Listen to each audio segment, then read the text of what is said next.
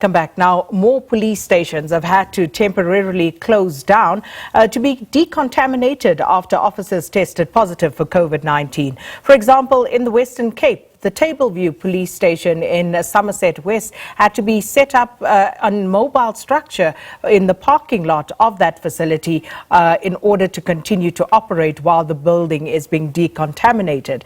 Now, the police minister, Bheki Cele, says that over 250 officers so far have tested positive for the virus. And to discuss this further, we joined by Richard Mamabolo, who is spokesperson for the Police and Prison Civil Rights Union, or POPCRU. Thanks so much for your time and welcome to Morning Live, Mr. Mamabolo.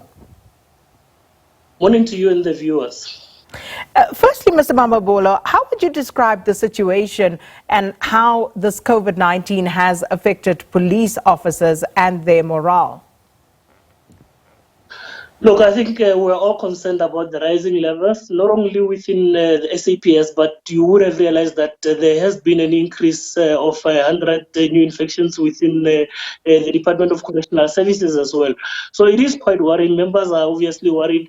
And I think besides the fact that government has tried to ensure that there are sufficient PPEs across all these sectors, the infections do keep increasing. Obviously, our members are in the front line. And part of the challenge that we have obviously seen is that within DCS and SAPS, social distancing is almost impossible. Within the DCS, we've got overcrowding. And of course, most of the members stay within what you call barracks. So those are confined areas. And of course, within the SAPS as well, part of the challenge has been that they obviously deal with contacting people, but as well that there have been a number of arrests which have seen holding cells being full. So those are some of the things that we think would obviously need to be reconsidered in ensuring that we reduce the number of infections as it is. Mr. Mamabolo, speaking of personal protective equipment or PPEs, Minister Cele has admitted that there is a shortage of disposable overalls, for example. Otherwise, other PPE is sufficient. Is that your experience on the ground? Yes, I mean, we've had a lot of challenges with PPEs, but we are in constant communication with our provinces, and from time to time they do brief us about how the response has been in terms of ensuring them. One of the other things that we do is we form part of the steering committees within the SAPS and the DCS as well.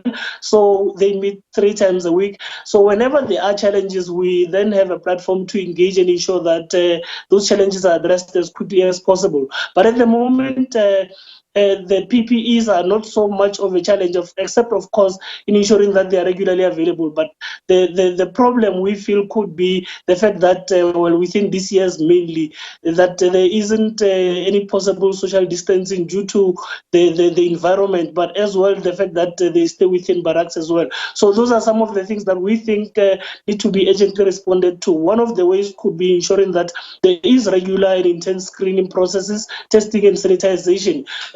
Because I think part of the delays have been that members do get infected, and whenever members are infected, it is usually the entire shift, people who are working for the entire shift, and soon after that they are back at their homes where families do get infected as well. So there needs to be an urgent approach in dealing with that. So, with regard to feedback from your members in terms of, apart from the ones you've already mentioned, on the job scenarios that are making officers vulnerable to the virus, what is some of the feedback that you are receiving? The main thing has been the fact that, especially within our police cells, they are full as well, so they are currently overcrowded. One of the things that we have been suggesting is that for people who break down, who break lockdown rules, we should find a way of ensuring that they are not taken to holding cells, but rather they must be paying admission of guilt fines so that we reduce the numbers that are currently going into those cells. We think that would be the first way to ensure that we look into how the numbers could be suppressed. So overcrowding in holding cells, and as POPCRU, you have come out in support of the provision that this COVID-19 parole dispensation that will see the release of about 19,000 prisoners. Some of your members who work as warders, they've tested positive, and as you say, the holding cells are full to capacity. So just give us again your sense of this particular dispensation to release those prisoners.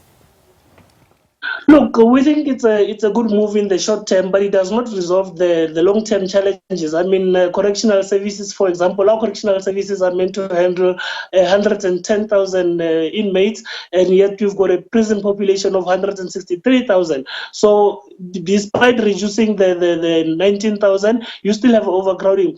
But one thing that we will do is to obviously reduce the pressure that our members are currently facing. And of course, I think due to that, we might obviously see lesser spread of the virus within that area. With holding cells, it is our view that people should not be arrested for breaking lockdown rules, because I think when you look at people who are within those holding cells, it's normally minor offenses that they've been arrested for. So that would obviously also yield good results in terms of ensuring that we move away from the kind of infections that are currently going on. Because I mean, just now we had that there's an increase of 100 more infections within correctional centers as well. So that could possibly be avoided.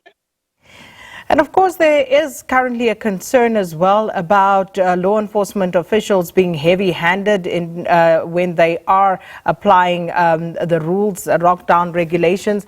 What is your response to that? Also, we've seen during this time of the lockdown videos of police officers breaking the law themselves. So I'm sure you have had the opportunity to see some of those, but even if you haven't, with those sort of allegations and videos doing the rounds, what is POPCRU's response, Mr. Mamabolo?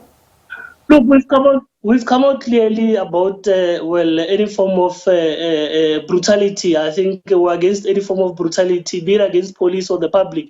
But as well, just last week we had a virtual NEC where we discussed some of these reports, and we find that it's we obviously need to have a bigger and broader discussion beyond the COVID-19 about the kind of relations we build with communities, because I think there has been a limited trust between the two, and of course we need to obviously have a broader discussion in discussing it. But again, we want to urge communities that COVID-19 is not only a police matter.